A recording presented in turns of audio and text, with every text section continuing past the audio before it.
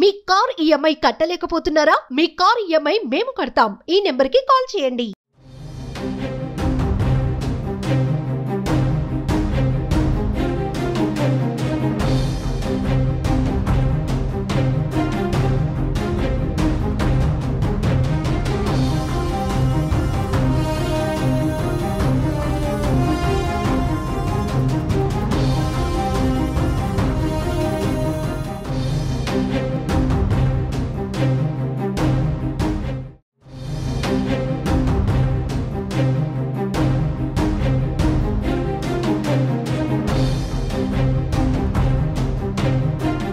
ప్రముఖ వివాదాస్పద సినీ దర్శకుడు రామ్ గోపాల్ వర్మను పోలీసులు అరెస్టు చేసే అవకాశం కనిపిస్తోంది. ఏపీ ఎన్నికలకు ముందు ఆర్జీవీ తీసిన వ్యూహం సినిమా విడుదల సమయంలో అప్పటి ప్రతిపక్ష నేత చంద్రబాబు నాయుడు, జనసేన అధ్యక్షుడు పవన్ కళ్యాణ్లపైన అనుచిత పోస్టులు పెట్టారు.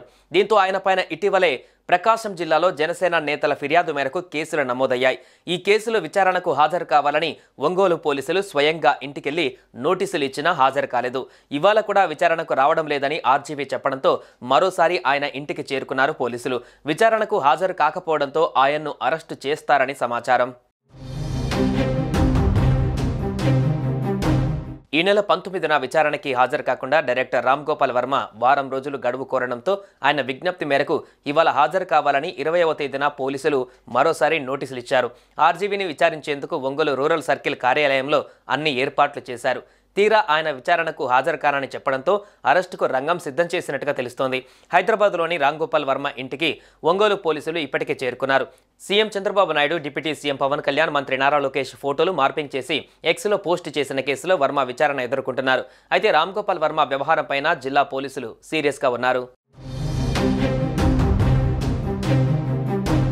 మరోవైపు వ్యూహం సినిమా ప్రమోషన్ల సమయంలో నారా చంద్రబాబు నాయుడు, నారా లోకేష్ బ్రాహ్మణి వ్యక్తిత్వాన్ని కించపరిచేలా వర్మ పోస్టు చేశారని అభియోగాలు ఉన్నాయి.